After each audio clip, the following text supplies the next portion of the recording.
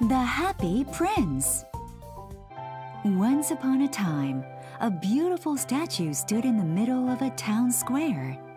It was the statue of a prince. His body was covered in shiny gold leaf, and his eyes and the dagger on his belt were ornamented with precious gemstones. From his place on the square, he could see everything going on around him. People called him the Happy Prince. One cold and windy night, a swallow wandered into the square. The other swallows had all gone south for the winter, but this one had gotten lost and was left behind. Circling the square, the swallow saw the statue of the Happy Prince. It's too cold to fly tonight. I will stay here for the night. Oh, it's so cold. As the swallow settled down, a drop of water fell on his head. Oh, that's cold.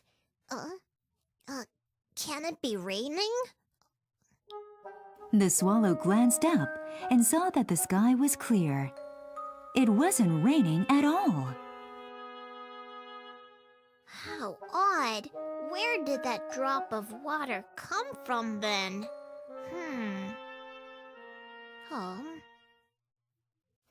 Curious, the swallow flew to the top of the statue. When he reached the top, he saw that the prince's eyes were filled with tears. Huh?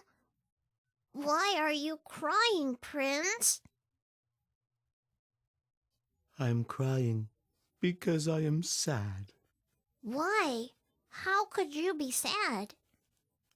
I was once a happy prince, and all my days were filled with joy. Now, when I am a statue, I can look over the whole town. I see so much misery and poverty. Swallow, just take a look at that little house there. Where? The swallow looked at where the prince pointed. He saw an old run-down house. A sick child lay on the bed inside. Baby. Oh, what can I do? That child is very ill, but the family is too poor to buy the medicine she needs. How sad. Oh.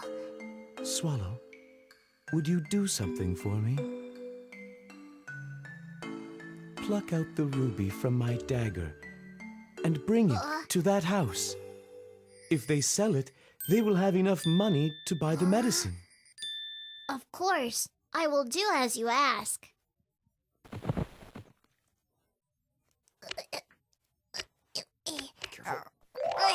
The swallow plucked out the ruby and carried it to the child's house.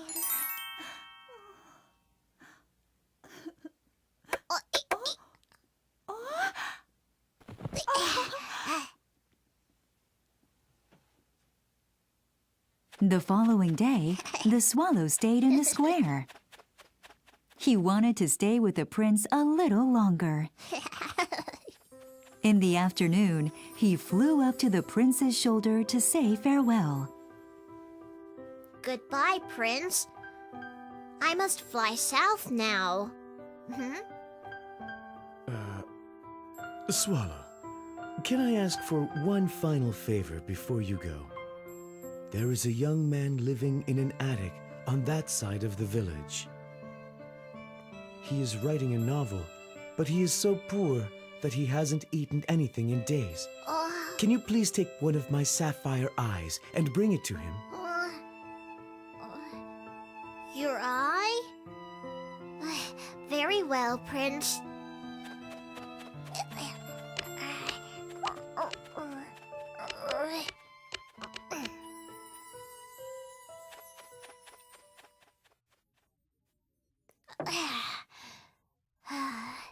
The swallow took one of the prince's eyes and flew to the writer in the attic. When he discovered the sapphire, the poor writer shed tears of joy because he knew he wouldn't starve. The swallow didn't go south that day, but he was very happy. The next day, the swallow tried to say goodbye to the prince once more. Prince. I'm so sorry, Swallow, but I have one last favor to ask of you. Do you see that girl selling matches in the street? Give her my other eye. I can't do that. You will be blind then, Prince. It doesn't matter. Please give my eye to that poor girl.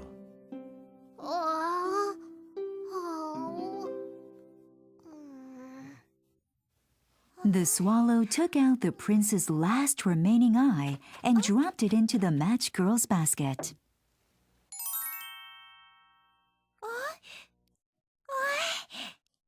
Where did this come from? Oh, Swallow, thank you so much. With this sapphire, I can stay warm this winter. Thank you so much. Now that the prince had given away both of his eyes, he couldn't see anymore. Thank you, Swallow. You have helped me very much. I know I have kept you back too long. Please, fly south now. No, my prince. I cannot leave you alone now. I will be your eyes. The swallow had grown to love the prince for his generous heart and wanted to stay with him.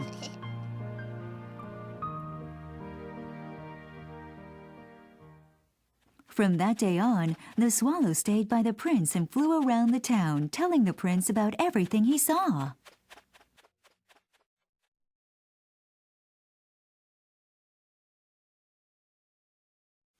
Hey, I'll be back. Prince, I saw some homeless children living under a bridge. They will soon starve or freeze to death. Oh. Please strip some gold leaf from my body and bring it to those children. Yes, Prince. Every day, the swallow would strip bits of gold from the prince's body and bring them to those who were ill or in need. As more and more people became happy, the prince's body grew more and more ugly.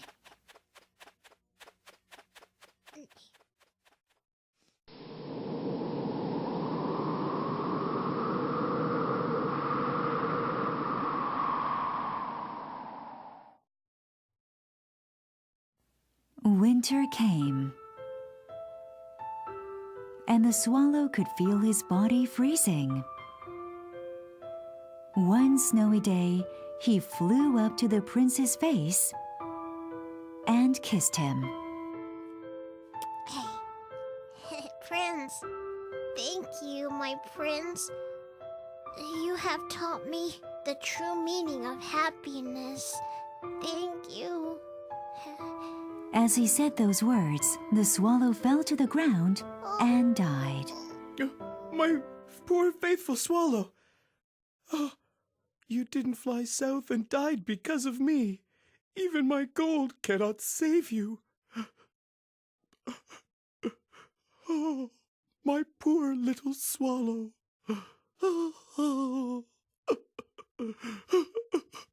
Tears flowed from the prince's empty eyes,